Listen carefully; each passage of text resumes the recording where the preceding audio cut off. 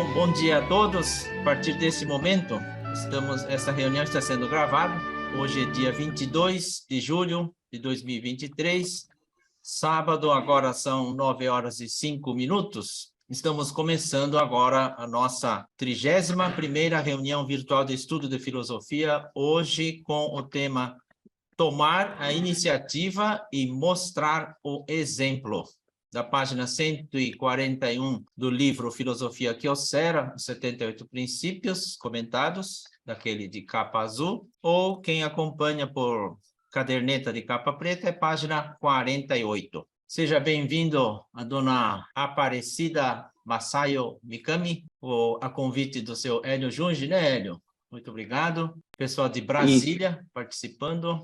Aviso aqui que normalmente eu coloco. Durante a reunião, peço que todos fechem o microfone para não ter a sobreposição de áudio, né? Um aviso aqui, em julho agora, nós terminamos de colocar o 5º vídeo daquele livro A Verdadeira Face dos 50 Empresários Nipo-Brasileiros, a verdadeira face dos 50 empresários nipo-brasileiros. Dentre esses 50 empresários, tem 5 empresas que são membros da antiga CEIUADICO, atual Instituto Brasileiro de Filosofia Empresarial, né?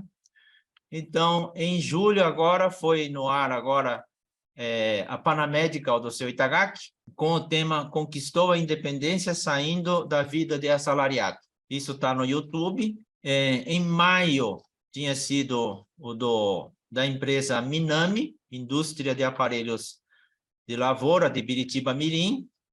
Em abril, foi no ar a Tessin Indústria, do Nayasco, com o tema A Gestão que Valoriza as Pessoas Acima de Tudo. E no mês de março tinha sido colocado o primeiro lá, da Sanwi Indústria de Containers, Taboão da Serra, com o tema Administrando com Base no Sentimento, e do MN Própolis, de Mogi das Cruzes, do empresário Norihito Matsuda, com o tema O Empresário que Abriu os Olhos a partir do encontro com a filosofia Inamori. São depoimentos, são histórias de empresários que fizeram a vida baseado na filosofia Inamori ao longo desses 30 e tantos anos aí. É um material de apoio na divulgação do impacto da filosofia, né? Para avisar que os 5 deste livro estão colocados. E o áudio foi gravado com a voz da inteligência artificial, né? Achava que era fácil aquilo lá, dá muito trabalho, porque aparece nome japonês aqui, e a inteligência artificial em português ele se perde tudo. Aí tem que ficar mudando no texto para ver se ele consegue, né? Na versão em japonês ele lê com perfeição, mas nome japonês lido na versão português, o negócio complica. Bom, agora são 9h09. Eu coloco um assunto aqui interessante que um pouquinho nada a ver com filosofia, são matérias que saem no jornal, na imprensa, mas eu acho que é de interesse de todos os empreendedores. É um tema, uma matéria que saiu no dia 24 de junho sobre pesquisa nos Estados Unidos, diz que 83% dos funcionários fingem estar ocupados. Achei interessante isso. Quem trabalha como funcionário já sabe o que é isso. Quem trabalha como chefe, fiquem espertos, porque sentem vigiados. Isso induz a se mostrarem mais ocupados. É um manual de sobrevivência no mundo corporativo. Então, tem alguns números aqui que eu vou passar. Aqui. Pessoas agitadas e que se movimentam sem parar, transmitem a sensação de que estão atarefados. Olho nele. Eu estou falando isso e estou rindo porque eu, quando como funcionário, eu confesso que ficava atrás da tela do computador, fingindo que estava trabalhando. É uma porcaria isso, mas eu tenho que confessar isso. O pior é que alguém está pagando salário para fazer isso, né? 42% dos entrevistados respondeu e-mail sem necessidade. Fazer por fazer, fica digitando lá, corrigindo e tal, fica fingindo, né? 36% dos entrevistados, tá? Esse daqui, participou de reunião que não era necessária. Ele entra na reunião, não sei se sem ser chamado, entra aí, passa tempo, toma café, come bolachinha e passa o dia. dinheiro jogado fora. 28% manteve a tela do computador ativo, porque se ele entra na tela de descanso é um vagabundo, né? 64% considera importante para sucesso profissional se mostrar ocupado. Olha só o teatro, né, que nós estamos entrando. Teatro russo, que antigamente dizia, russo é aquele que finge trabalhar e o patrão finge pagar. Tinha uma história assim da época da União Soviética. 22% disseram gastar metade do tempo em funções que não contribuem para a empresa. Olha só. E 83% admitiram realizar tarefas pouco úteis, mas que dão a impressão de serem importantes. Então, o mundo com competitividade nociva, pressão, medo, pressa, sobrecarga, está levando a esses comportamentos. Mas uma orientação que eu tenho dado para as empresas é de que determinadas atividades, o contrato de meio período é uma solução bem razoável. Tem atividades, por exemplo, cobrança, né, que eu sempre falo, entra às 7, 8 horas da manhã, trabalhou até a hora do almoço, já está feito. A cobrança tem que ser feita no dia seguinte, logo pelo início. Não tem esse negócio de ligar 2 horas da tarde e perguntar, e aí, por que não pagou o duplicado? Tem que ser de manhã, 8 horas, na hora que ele está tomando o primeiro café da manhã, já recebe a ligação e 2 horas da tarde está indo a segunda via do boleto, né? Esse é típico função que depois do almoço é só enrolação. Fica mexendo na papelada, pega a montanha da direita para passar para a esquerda, isso tem muito mesmo. Não tem aquela história de que quem reclama da comida atrasa a hora do almoço? Então, o almoço que não é tão saboroso, se tiver com fome, ele fica saboroso, né? Então, quem fica enrolando, diminui a quantidade de horas de trabalho. Não é tirar a função, né? Porque eu não posso ficar sem aquela pessoa.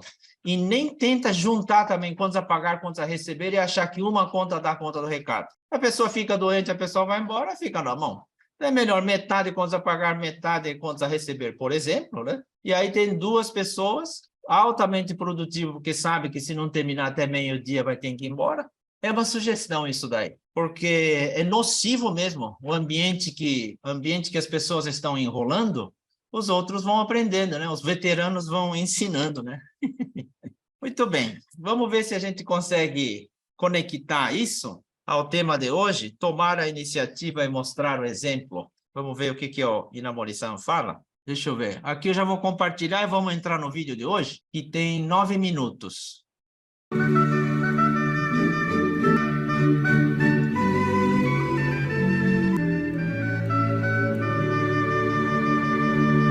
O próximo é tomar a iniciativa e mostrar o exemplo. Isso, como escrito aqui, um líder deve trabalhar sempre na linha de frente. Logo, desde o início, procurei trabalhar na linha de frente, acreditando no seguinte conceito: líder é aquele que consegue formar o seu subordinado, mostrando-lhe a sua forma de trabalhar. Entretanto, acredito que haja quem indague se realmente o ideal seria que o líder estivesse sempre na linha de frente, pois numa batalha, normalmente os que sofrem juntamente com os soldados na linha de frente são os sargentos e cabos, oficiais subalternos, e os generais ficam na parte posterior do batalhão, assumindo o comando. Desde que fundei a empresa, sempre tive na mente essa questão: onde o líder da empresa deve se posicionar? Na teoria da liderança, está escrito que o líder não deve errar na interpretação da situação geral. Assim, em uma empresa, é função do presidente observar todas as áreas de sua empresa, ou seja, tanto a área contábil como a da qualificação do pessoal, recursos humanos, administração, engenharia, etc., e orientá-los da maneira mais adequada para cada situação. Para isso, é desejável que se posicione num ponto mais alto, em que tenha a visibilidade do panorama geral da empresa para comandar adequadamente. Não devem ser poucos os administradores que acreditam nessa teoria, sem questionamento algum, e já a colocam em prática. Entretanto, para mim, não parece ser exatamente essa a posição do líder. Quando assistimos a um filme de guerra, vemos cenas do comandante lutando junto com os seus soldados na linha de frente, cavando as trincheiras, defendendo com todas as forças em meio à chuva de balas dos inimigos, arrastando-se na lama sob uma tempestade. Vendo um comandante assim, batalhando junto com seus soldados na linha de frente, bebendo água barrenta, encorajando os combatentes e arriscando a sua própria vida, algumas pessoas podem achar que esse sim é um líder maravilhoso. Entretanto, há casos em que, apesar de ter defendido essa frente de batalha como resultado final, acabou sendo aniquilado por se descuidar de uma companhia por onde os inimigos avançaram. Se isso acontecer, ouvir-se-ão críticas como estas. Aquele otário foi levado pelo elogio das pessoas de que ele é um comandante maravilhoso, provido de muita coragem, e comandou a sua infantaria na linha de frente, pelo que perdeu a visão correta da batalha e acabou por aniquilar o seu batalhão. Por outro lado, se comandasse de trás do seu batalhão, surgiria o seguinte comentário: na batalha, quando a munição acaba para ambos os lados, os soldados entram em combates sangrentos, corpo a corpo, com a baioneta, e mal se consegue distinguir quem é o seu aliado. Não há como transmitir a tensão da situação de combate como essa para quem nunca a vivenciou, o que leva a uma interpretação errada do combate. Assim pensei seriamente se era melhor ficar na frente ou atrás. Acredito que ambos os conceitos têm fundamento. Tanto ter uma visão geral da batalha, ficando por trás da infantaria para tomar a decisão mais correta, como batalhar junto com os soldados, convivendo a situação de vida e morte, ora incentivando, ora repreendendo, tem a sua lógica, a sua verdade. Com isso pude perceber uma coisa, que o líder não pode pender a nenhum lado. Entretanto, quando ouvi a história do Marechal Iwao Oyama e do General Nogi, que lutaram na guerra entre o Japão e a Rússia, senti que, mesmo assim, o líder deve partilhar a alegria e o sofrimento com os soldados. Atualmente, eu moro na região sul da cidade de Kyoto, e perto tem Momoyama Goryo, onde tem o cemitério do General Nogi. Quando o imperador da era Meiji faleceu, o General Nogi suicidou-se seguindo o imperador, também a sua esposa, que é da província de Kagoshima, suicidou-se junto com seu marido. Entre esse General Nogi e Marechal Oyama, na época da guerra entre Japão e União Soviética, tem uma história famosa. Na guerra entre o Japão e a Rússia, houve uma batalha sangrenta e heróica, em que se disputava a colina 203, localizada na parte posterior do Porto Arthur, importante porto militar russo. O general japonês Marezuki Nogi tenta avançar com seu exército imperial a esta colina para ocupá-la, pois, se instalasse nesse local a sua artilharia para bombardear o porto, poderia sair vitorioso dessa guerra. Entretanto, o exército russo já havia ocupado a colina 203 com muitas metralhadoras posicionadas para atirar nos soldados japoneses. Quando estes avançavam com seus rifles modelo 38, os russos metralhavam sem piedade, criando montanhas de cadáveres. Mesmo assim, o exército japonês repetia o ataque sem nenhuma tática. A colina 203, a cada dia, se encharcava do sangue dos soldados nipônicos. Mas o general Nogi repetia o comando: ataquem, avancem. Parece que ele não sabia outra forma de lutar. Houve na época muitas críticas do Japão contra este general, pedindo-se até a sua exoneração. A coluna 203 era um ponto estratégico para o exército japonês, cuja conquista era mais que necessária. Isso porque naquele momento a esquadra báltica se aproximava do Porto Arthur para combater a japonesa, comandada por Heihachiro Togo. A estratégia do Japão era ocupar o porto o quanto antes para não permitir a entrada da esquadra báltica, pois se isso ocorresse, seria uma grande ameaça para o Japão. Para atender a essa estratégia, Maresuke Nogi lutava na linha de frente para dominar o Porto Arthur. Quem comandava o general Nogi por trás era o comandante-geral do exército da Manchúria, Marechal Iwao Oyama. Ele estava no quartel-general, distante da colina 203, e ouvia a troada da artilharia que soava ao longe.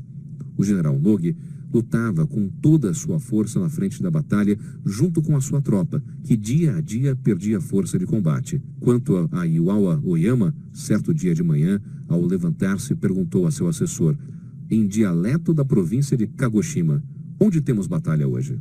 Há quem diga que o Japão ganhou a guerra nipo-russa porque Oyama era intrépido, mas fiquei pasmo quando ouvi esse episódio.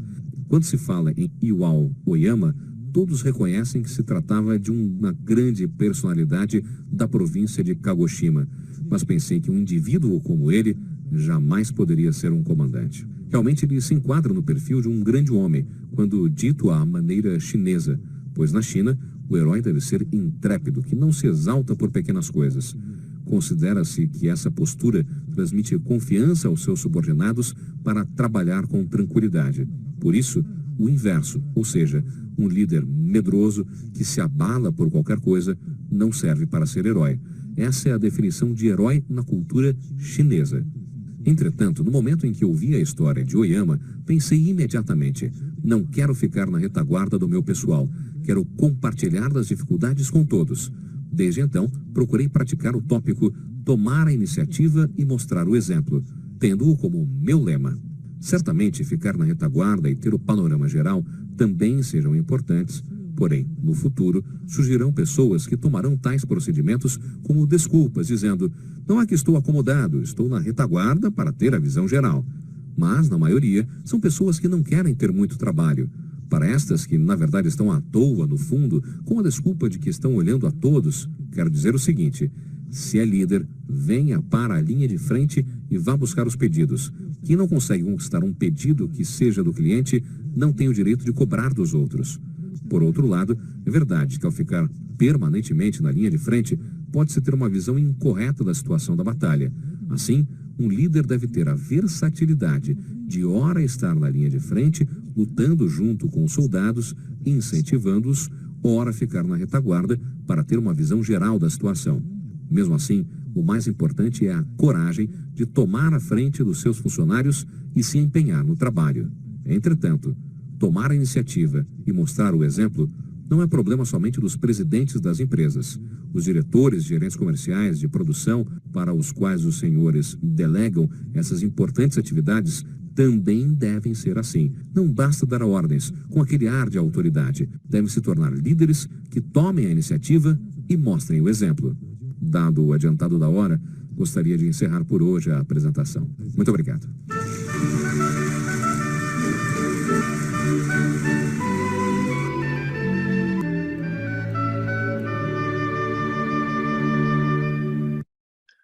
Ele termina o vídeo falando, dado o adiantado da hora, porque essa reunião foi a última reunião daquele encontro lá que teve em Kansai, na província de Kyoto. Acho que era isso. Em 1999, essa gravação aí. Ele fala bastante desse negócio da guerra Rússia aí, né? Essa linha de frente que ele fala, eu lembro do diretor dono do Pão de Açúcar, na verdade, é o pai do Abílio Diniz, o Valentim dos Santos Diniz, né? Diz que ele, depois de idade, ele visitava, mas ele tinha como característica visitar as lojas frequentemente e bater na costa das funcionárias. Menina do caixa, pessoal da reposição, andava pela loja e cumprimentava funcionários, elogiava, agradecia, que destoava um pouco do estilo do filho, né? E o filho era mais cobrança, mais produtividade, mas o pai fazia esse lado papaizão, que era a linha de frente, mas o lado emocional dos funcionários em querer entregar o melhor de si naquele trabalho. Bom, vamos lá, comentários à parte. Essa, né, Inamori-san fala, né, onde o líder da empresa deve se posicionar, é um questionamento. Ele fala: pensei seriamente se era melhor ficar na frente ou atrás. Ele fica martelando isso, né? Tem o caso do general que foi na frente junto e arcou com baixas sangrentas de seus soldados. Será que isso é bom? Será que isso é ruim? Eu vou passar a palavra para o seu Takano para fazer os comentários iniciais. Seu Takano, por favor. Vai. Bom dia para todos. Os ensinamentos do Dr. Inamori, né, realmente é bem dentro daquilo que ele fala e pratica. Então, isso é característica do Inamori-san, e isso acho que foi muito útil na minha vida também, né? É questão de postura. Então, eu lembro quando ele assumiu o desafio de recuperar Japan Airlines, ele aplicou ipsiliter o que ele prega. Quer dizer, ele sempre foi na frente, né, de trabalho, visitando o Gemba, né, no chão de fábrica aí, e não só liderando dessa forma, como mostrando o que nenhum presidente tinha até então visitado o chão de fábrica da JAL, né? Então, é assim, bem coerente a atitude dele com o que ele prega. Acho que isso é a qualidade do líder que eu acho que sempre admirei no nosso mestre, Dr. Inamori, que ele se portou, teve, digamos, postura sempre coerente com o que ele pregava. Então, essa é uma das características do líder, seja ele presidente, seja ele diretor ou gerente, né? Essa é a parte que me toca muito. Eu encerraria por aqui mesmo, Sr. Paulo. Ok, seu Takano. Obrigado. Em seguida, seu Itagaki, poderia fazer um comentário, incluindo mensagem, assim, incluindo mensagem para quem está participando pela primeira vez, né? Seria interessante o que pudesse ser útil os ensinamentos do Inamori. Bom dia a todos. A questão é, como o Paulo San falou, a frentista ou retaguarda, né? Talvez isso depende de característica de cada empresário, mas meu caso, preferência é frentista, não é nada retaguarda. Concordo totalmente que a Takano-san falou, líder tem que mostrar como frentista. De comentário de Takano-san, eu me lembrei agora, comandante Rolim, da TAM. Quando eu, por acaso, viajei para Rio de Janeiro, ele ficava à minha frente de assento. E, de repente, um passageiro queria conversar com o comandante Rolim, dono da TAM, companhia aérea, né, TAM. Aí, quando Rolim ouvir comentário ou alguma, não sei se reclamação, alguma sugestão, eu não entendo, mas o que ele fez? Ele, no corredor do avião, ele ajoelhou, ajoelhada, ouvir do lado do senhor que está conversando, ele ficou desse jeito, no meio de corredor. Esse cenário muito, assim, ficou minha cabeça sempre. Ora, eu acho que é uma figura como exemplo do empresário que fica na frente. Ontem teve uma reunião da Câmara do Nipo Brasileiro e eu assisti também. É uma almoço confraternização mensal. Aí, a convite de ontem era a dona Luísa da Magalu, Magazine Luiza. Magazine Luiza. Olha, impressionante, né? Ele também falou sobre líderes, mas eu não sei quantas vezes ele repetiu assim, eu sou vendedor, eu sou vendedor. Nessa palavra curta, eu entendi tudo, como é que o dinamismo, como é que está crescendo essa loja. Hoje parece que tem 1.600 lojas espalhadas no todo o Brasil, empregando mais de 35 mil funcionários. 56% é core, né?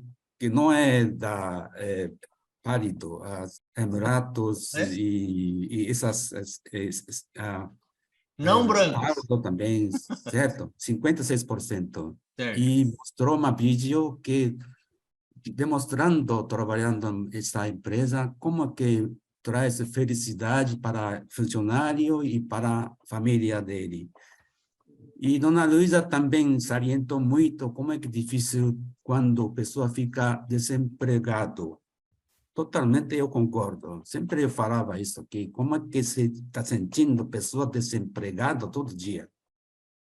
Então, em poucas palavras, concluiria o que está fazendo a Dona Luísa é entusiasmo ao trabalho dela e grande amor para tudo, que seja funcionário, trabalho, sociedade, etc., etc. Então, eu vi ontem, na postura dela, uma figura de grande, como é que é grande líder, como é que é o pessoa que realmente atua, contribuindo muito, fazendo muita contribuição para a sociedade. Então, eu dobrei minha cabeça a postura dela e com nosso mestre, senhor Inamori. Então, muito obrigado. Ai, obrigado, senhor Itagaki. Depoimento bastante esclarecedor aí, né? Esse do Gemba, lembra daquela visita que o presidente da Toyota fez na linha de montagem dos Estados Unidos, né? Na linha de montagem encontrou um funcionário que estava tendo dificuldade de colocar parafuso na porta de um modelo. Ele tentava e não conseguia, tentava e não conseguia.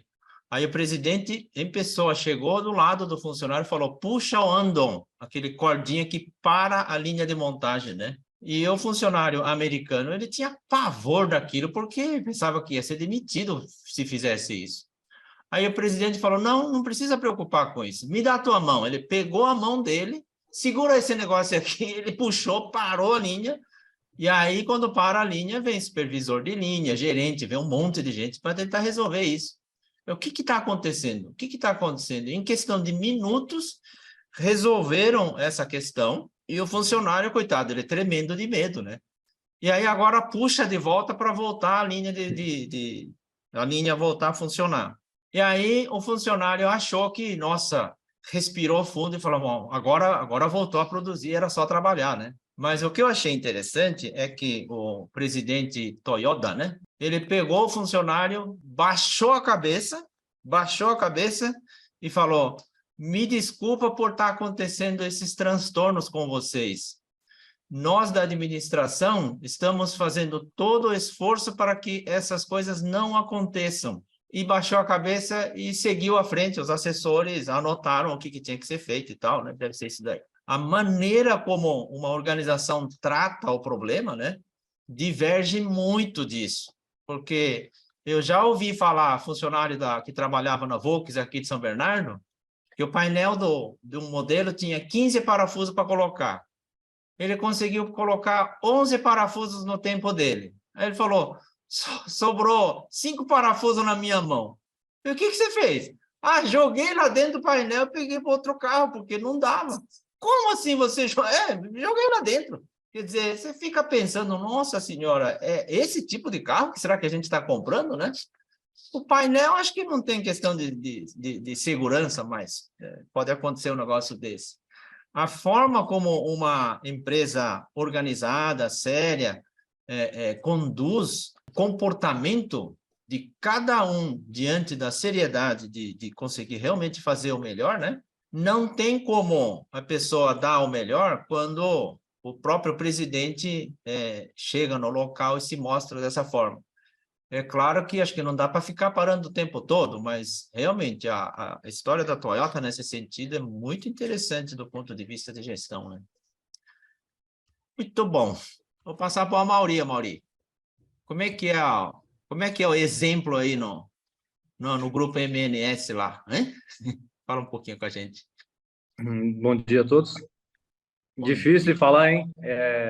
Essa dúvida do Inamori, vocês comentaram também, de saber onde se posicionar. Pela nossa cultura aqui também, é bastante da liderança do pessoal, junto com o que a gente lê na filosofia Inamori, o senhor Takano sempre pega para nós aqui, o senhor Inomiya também, sempre que a gente tem a oportunidade de conversar, né? Dessa parte, hoje a gente tem a consultoria também corporativa, a gente faz o Gemba Walk aqui também, tá rodando os packings, houses, a fazenda, para ver como que está no geral.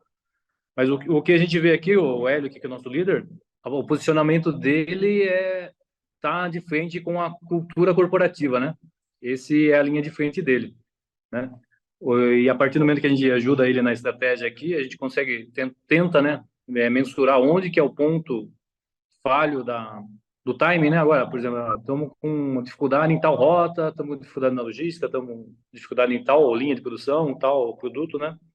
E a gente vai com com essa abordagem de linha de frente, daí para, se está com problema de comercial, vai ajudar comercial, se está com problema de logística, vai ajudar a logística, né? E basicamente também o que a gente usa aqui em relação à filosofia é a rotina do estudo, né? Nós, o senhor Hélio e eu, por exemplo, começamos a semana na reunião da filosofia, né? A gente estuda um item, uma folha, com a equipe de gestão e estratégia, né? Na segunda-feira, 8 horas da manhã, e finalizamos a semana na reunião de sábado, 8 horas da manhã, com a equipe de transporte e logística, para a gente setar o que realmente a gente vai fazer durante a semana, e no sábado a gente termina para ver se o motorista está falando que a nossa estratégia deu certo ou deu errado, se o cliente está percebendo se houve melhoria, se houve algum transtorno, né? Essa linha de frente da empresa que são os motoristas e a logística. E a Amaury, partir disso a gente toma outras decisões, né? entra todos os motoristas, Amaury?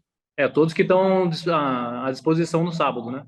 Tá. Normalmente está com acho que 25 motoristas, normalmente é 2, 3, né? Que vai rodando, né? Viagem longa, Certo. mas tem 2, 3, né?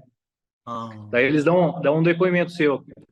Se realmente faz o termômetro lá no cliente, né? Se está tendo devolução, se não está, se está tendo reclamação, está tendo atraso, qual que é a temperatura do relacionamento com o cliente, né?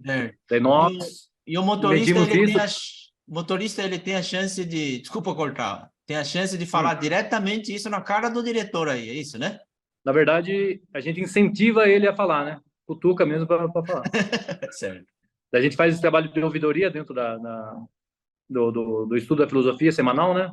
Faz a reoxigenação da estratégia toda semana, né? Para a gente ir acertando onde que tá os pontos falhos, onde que tá o ponto forte, né? Potencializar e ajustando. E a partir disso a gente faz a visão da nossa gestão aqui.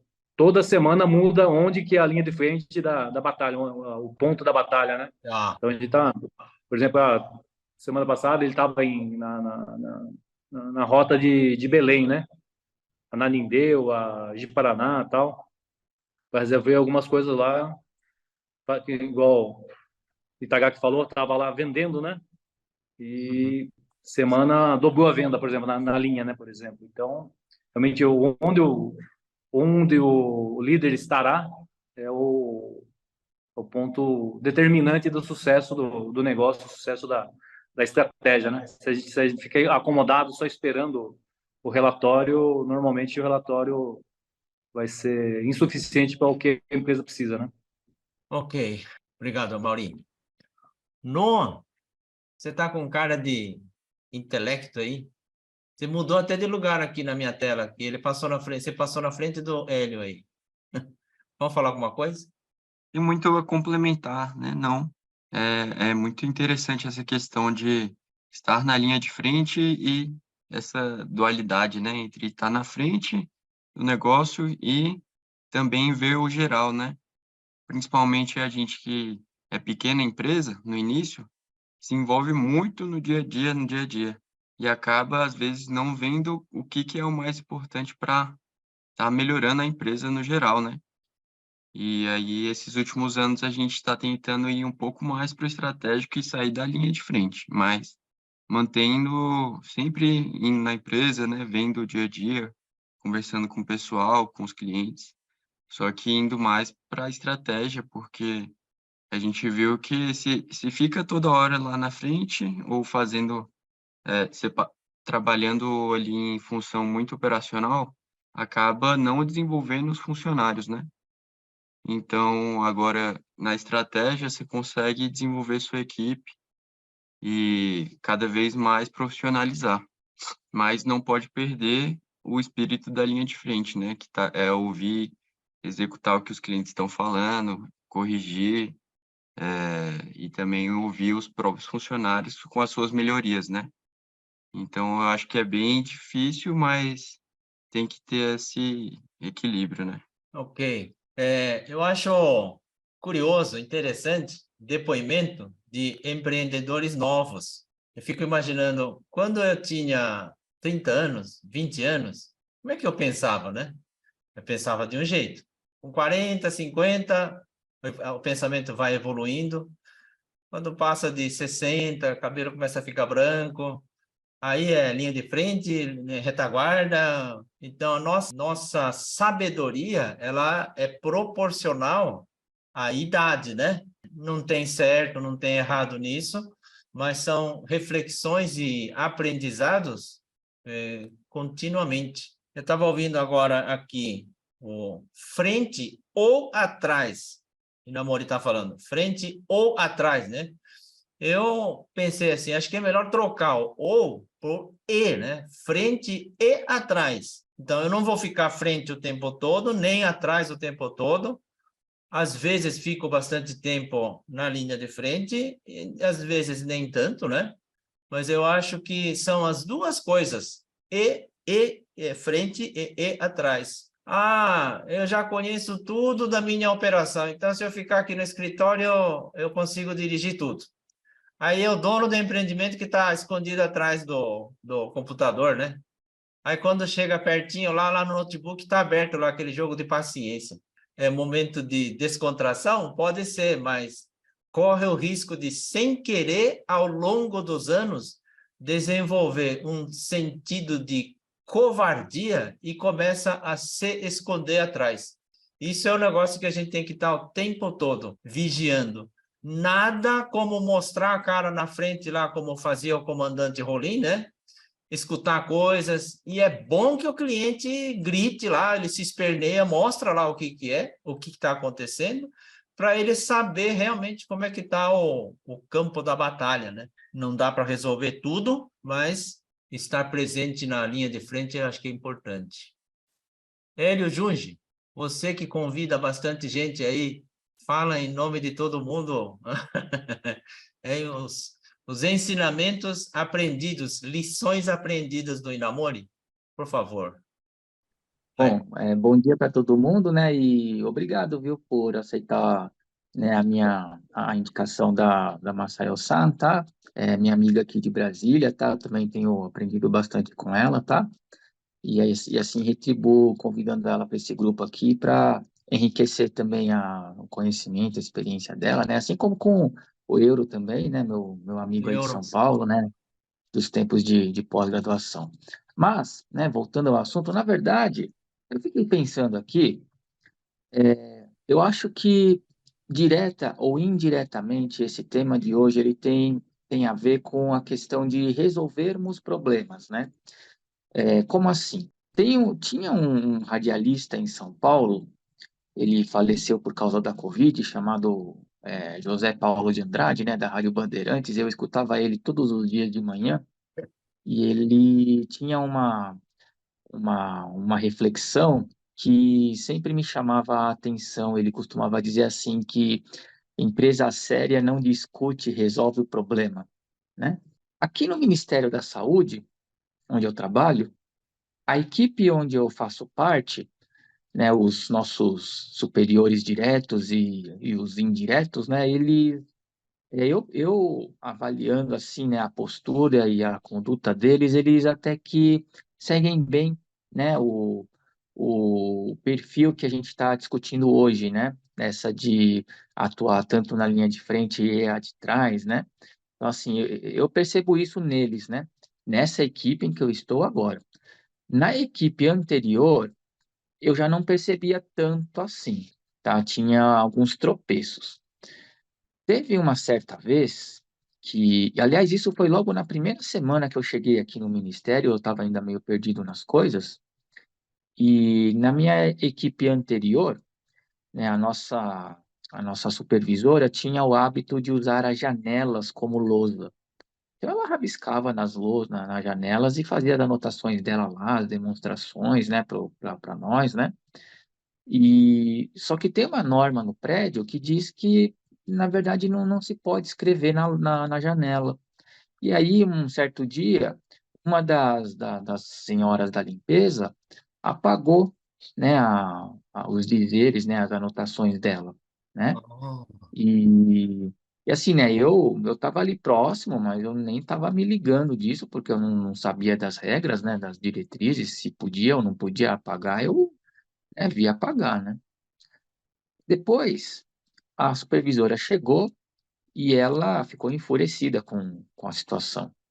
E ela meio que interrogou cada um de nós para saber, né, o que tinha acontecido para terem apagado aquilo, né? Eu falei que não sabia o que aconteceu, né? Tava mentindo, né? Na verdade, eu sabia, né? Ela apagou ali e eu não percebi, né? Mas menti, né? Para não levar a bronca, né? E aí ela ficou ali debatendo com todo mundo até descobrir se alguém sabia, né, do que aconteceu. Para não sobrar para mim, eu me levantei da minha mesa e fui até a Calunga. Tem uma Calunga que fica a 10 minutos aqui, né, do Ministério da Saúde. Fui lá e eu comprei, com meu dinheiro, uma lousa, né, um quadro branco, e levei de volta. Quando eu cheguei lá, todo o foco da discussão mudou, porque antes o foco era para descobrir quem é que tinha apagado a janela. Agora o foco era que o Hélio foi lá e comprou com seu próprio dinheiro a lousa. Isso para mim foi favorável por dois sentidos. Primeiro, porque resolveria o problema. E outra, porque de certa forma ela esqueceria esse assunto e não ficaria tentando perseguir quem que assim evitou de apagar, de alertar que não era para apagar a lousa. No final das contas, né, eles disseram que, né, esse tipo de coisa não é para eu fazer, né? Quer dizer, virou uma bronca meio elogio, né? E aí, no dia seguinte, eu simplesmente voltei para Calunga e eu troquei a lousa por um crédito, né? Vira e mexe, eu compro coisas por lá mesmo e o problema se resolveu, né? Então, esse foi só um dos, né, exemplos aí de histórias que eu poderia relatar aqui, que me fazem lembrar um pouco esse tema de hoje. Tem outras aí, mas eu acho que de todas essa, eu acho que é a mais, assim, impactante desde que eu cheguei lá no Ministério, né? Bom, eu agradeço aí, tá, a oportunidade e fico à disposição. Seu Hélio, o senhor está comprovando aquela estatística lá de como é que é? 22% disseram gastar metade do tempo em coisa que não contribui. Ai, ai. Nós humanos, como perdemos tempo com coisas banais, né? E o pior é que quando a gente se envolve nisso, não tem noção do que está fazendo. Mas, enfim, por isso que nós estamos aqui na Terra, para a gente aprender, né? Quem aprender tudo já vai para o céu. 9h53, seu Eurocouto. Hoje o senhor está quieto. Então, se falhar, é só me avisar. Vai. Tá indo bem? Sim. Eu vou ler em breve, porque as pessoas já fizeram boas posições. Essa problemática exposta pelo senhor Inori é um quebra-cabeças. É difícil. Tomar iniciativa e ser exemplo não é para todo mundo. Isso depende de algo pessoal, é algo da pessoa. Ser o exemplo, para ser o exemplo, a gente precisa ter um certo cacife para isso, quer dizer, uma certa responsabilidade já desenvolvida. E para poder, digamos assim, tomar iniciativa, é preciso planejamento. Não adianta tomar iniciativa sem primeiro pensar no que vai ser feito. Então, eu vi na exposição de todos vocês um pouco dessa preocupação, né?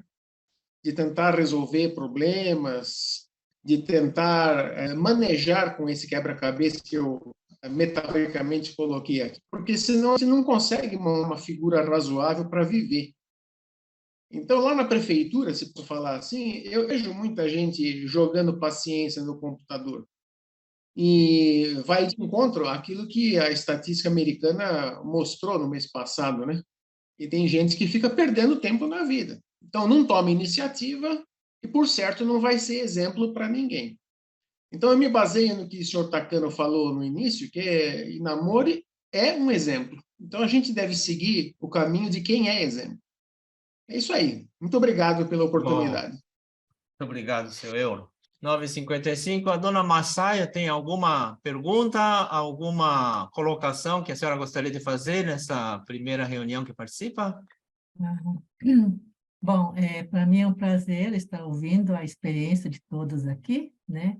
Eu já estou aposentada, mas eu tive farmácia de manipulação, né, durante 15 Nossa. anos, e é uma área que exige muita atenção. Então, a gente tem que estar na frente o tempo todo, né? A gente trabalhava fazendo medicamentos, e nesse sentido a regularização é muito rigorosa, né? Então, nós tínhamos que estar sempre, sempre treinando, acompanhando, vendo o que está acontecendo. Então, praticamente, eu ficava 12 horas por dia, né? Era um serviço que eu gostava muito. E, na época, foi que conheci o senhor Inamori Kazuo, né? Através de um livro, e eu gostei muito. Então, eu acho que os ensinamentos que eu aprendi nesse livro me ajudou muito, muito, né? Ah, A administrar durante todo esse tempo, né? E hoje estou muito feliz por estar aqui e encontrar, né, esse grupo de estudos baseado na filosofia do Dr. Inamori, né? Agradeço muito ao senhor Paulo, ao senhor Itagaki-san, ao senhor bacana. Takano-san, né? E Vai. todos os outros colegas que estão aqui compartilhando. Eu acho que vou aprender muito com vocês. Agradeço muito e muito obrigada. Muito obrigado pela participação. E é bom essa reunião, porque pode participar de Brasília, de Minas, de Mogi, de vários lugares, né? Kazuya Nakaba, faz tempo que a gente não ouve você falar, Kazuya. Como é que, hein? Como é que eu estar à frente ou atrás na indústria, Kazuya-san? Bom dia a todos. Realmente, esse tema é bastante discutido, ou pelo menos dentro de mim, né? É uma coisa que a gente sempre fica refletindo, né? E aquilo que o senhor Paulo, né? O senhor falou, eu acho que para mim faz muito mais sentido, né? Estar à frente, e não é estar à frente ou na retaguarda, né? É estar à frente e na retaguarda, né? Então, eu acho que o equilíbrio dessas duas situações, né, deve existir, né? Em alguns momentos nós temos que estar à frente, mostrar os caminhos, como deve ser realizado, motivar, né, incentivar a sua equipe, encorajar, né, como fez esse comandante, né? Mas também acho que é importante, às vezes, né, dependendo da ocasião, você estar na parte mais estratégica, verificando, analisando o que está ocorrendo na linha de frente, né? E para poder, talvez, mudar algo que na linha de frente você estava fazendo, e por um ponto de vista da retaguarda, né? Você enxerga, né? De outra forma. Então, acho, assim, bastante importante ter este equilíbrio. Obrigado. Acho que... Ok, Kazuya-san, obrigado. Faz tempo, Carlos. Como é que foi o resultado do Akimatsuri lá, o evento lá em Mogi? Paulo, o evento realmente foi muito importante para nós, né, para poder ajudar, né, auxiliar a região, né, perante a demonstração dos nossos produtos. Foi na semana passada, né? Não, nós tivemos a Naturaltech, que é uma feira de produtos de suplementos alimentares, que realmente para nós trouxe um impacto muito importante na Mas tudo bem. divulgação. Vamos lá. Alguma coisa, Carlos San, sobre frente ou atrás, na opinião do pessoal da MN Própolis? Então, Paulo, bom, do meu ponto de vista, né, isso falando como empresa, como fábrica, Vai. em relação à direção da empresa, é necessário o acompanhamento, né, dos objetivos e metas de cada setor da empresa. Isso eu falo que eu imagino que isso seria a retaguarda, né, por estar atrás, porque nesse sentido nós temos que fazer sempre um planejamento mensal, né, e até anual, das metas, dos objetivos e metas que nós temos que atingir. Mas, ao mesmo tempo, nós temos que estar monitorando, por exemplo, faturamento, despesa, produtividade, custo de manutenção, inovação em novos produtos, e, ao mesmo tempo, ir no campo de batalhas com equipes para poder sempre ter a melhoria contínua. Mas é claro que, nesse caso, nós temos que também ser o exemplo, né, para realmente conseguir alcançar os resultados. É que na área comercial, principalmente, nós temos que estar sempre atento ao mercado, que a gente considera como campo de batalha, para sempre implementar estratégias para prospecção e atendimento presencial a clientes, né? Acho que tudo isso realmente desencadeia essa visão de estar à frente e estar atrás, né? Atrás na forma de planejamento, né, dos objetivos e metas, e na frente para realmente avaliar os resultados. Essa é a minha ideia. Se envolver com a linha de frente e não ter o resumo que a administração faz, também é um perigo, né? Não ficar louco lá na frente e cego no geral. Indo na frente, traz a motivação também da equipe, né? Para poder buscar as metas, né? Da Tessim, do Nayasco, o Jorge tem algum comentário hoje? Bom dia. Finalizar, né? Na verdade, agradeço ao seu Paulo bom, agradeço todo mês a todos aí pelas reuniões e ao seu Paulo que chamou o Kazuya, que para mim é o maior exemplo de iniciativa da Tessim, e o seu Paulo, enquanto esteve aqui, né, mas assim, presencialmente aqui na empresa, deve lembrar, né, que nós estamos fazendo algumas mudanças aí e um momento de bastante reflexão. Realmente, essa questão aí do Dr. Inamori ter dito, vamos ficar mais na frente. Alguém falou aqui também mesmo nós que somos da área administrativa, né, se a gente não apresentar o tipo de relatório que nós queremos ver, eventualmente até montar um primeiro para depois delegar, né, realmente ser o exemplo, o pessoal tem mais dificuldades aí de tocar as coisas, né? Então, nesse sentido, a gente valoriza bastante essas pessoas que têm iniciativa, né? E realmente, às vezes, né, como eu falei, está chegando gente nova aqui também, mas pessoas até com menos iniciativa no Gemba, e eu vejo como isso repercute, né? Realmente a pessoa precisa ser bastante... Tem que acreditar no que está, no exemplo que está dando também, né? Não é aquela coisa do, né? Como é que é? Faça o que eu digo, né? E não faça o que eu faço. É o médico fumante. Exatamente, eu não fumo, graças a Deus, enfim. Mas assim, ninguém é perfeito, né? Tem minhas falhas aí também. Mas, enfim, eu acho que, enfim, aí o pessoal segue, né? Um líder que realmente consegue mostrar o exemplo, que ele acredita como, né, disso como uma verdade, acaba sendo exemplo para os demais colaboradores e eles seguem, né? Então, eu acho que esse tipo de postura é que puxa a empresa, né?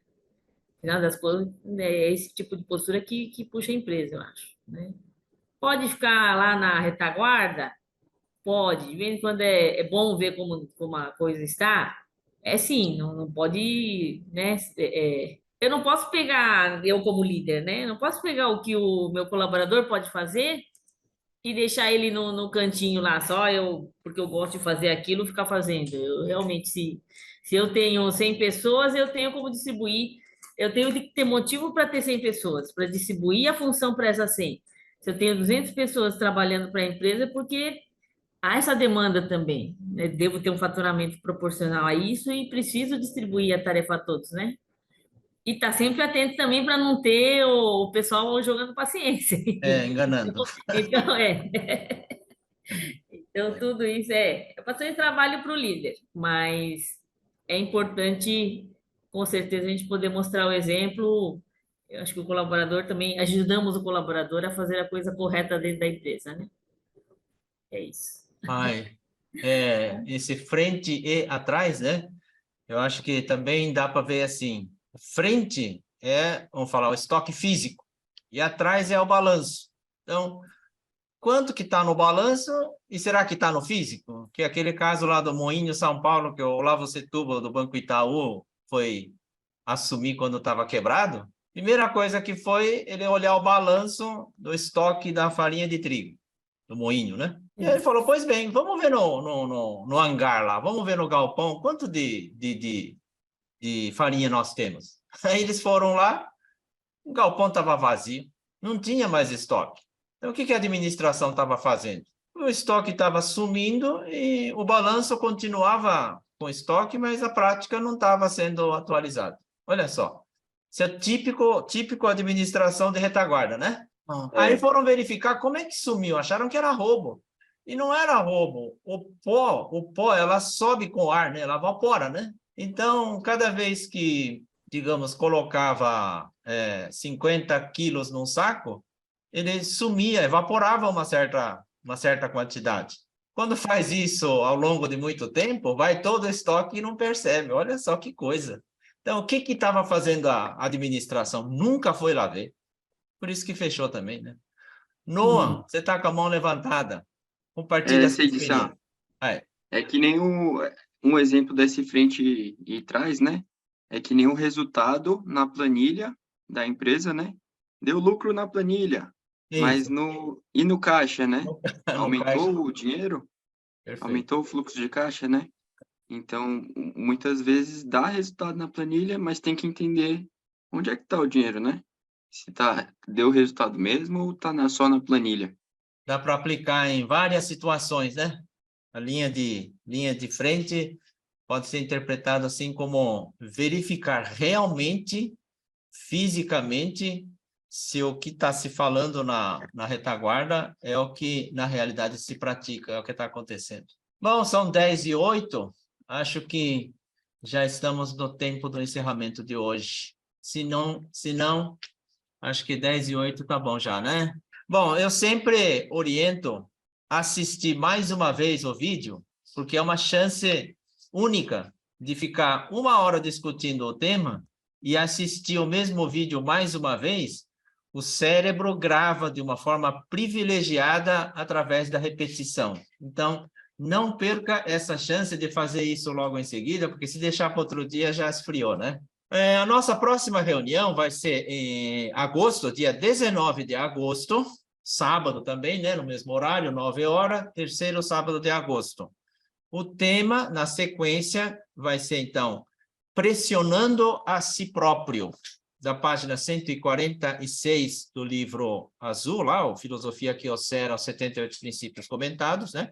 Assim, a gente pode encerrar a nossa 31ª reunião de estudo de filosofia, agradecendo a todos a participação, especialmente da dona Masayo Mikami, que participa pela primeira vez. Muito obrigado. Obrigado, Eduardo, de Belém, a Márcia, o Tomoichi Otaki, pessoal de Minas, o Kazuya, o Ronaldo está em Minas também, né? O Noam, Euro de São Paulo.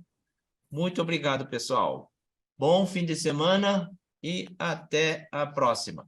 Obrigado. Até mais, então. Agora pode abrir. Até mais, obrigado. Tchau, tchau. Tchau, tchau. Obrigada. Tchau, tchau. Tchau, tchau. Tchau. Vou fazer exame com você, hein? Tchau, tchau, tchau.